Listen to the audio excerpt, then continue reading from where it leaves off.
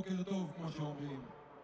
זה לא יום השבתה, וזה לא לעשות שרירים. נגמרו המשחקים. המדינה עכשיו מתחלקת.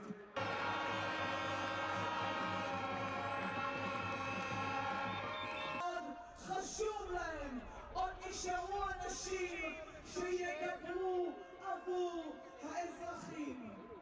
I watch my country just continuing a non-ending war with hostages not being released for almost 2 years now, and they're my age, and I'm worried for the future of this country.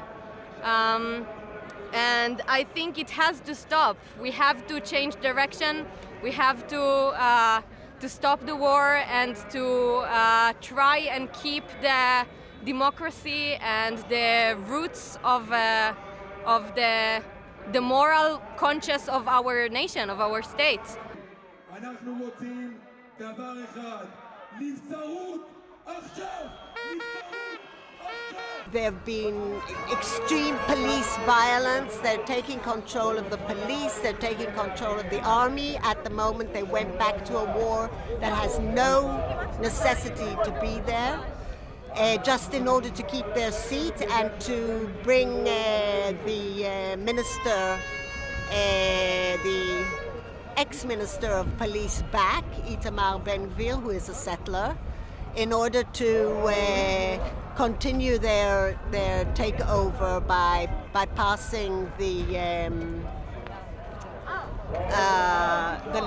fiscal laws, which are also totally against the law.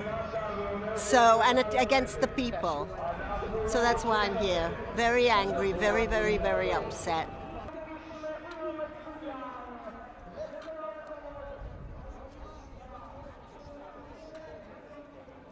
What I would want is a government who would choose to go towards a peace agreement, who would choose to try and make this country into really a country of peace, a country of cooperative living, and not what this government has been doing for years, which is to divide and rule.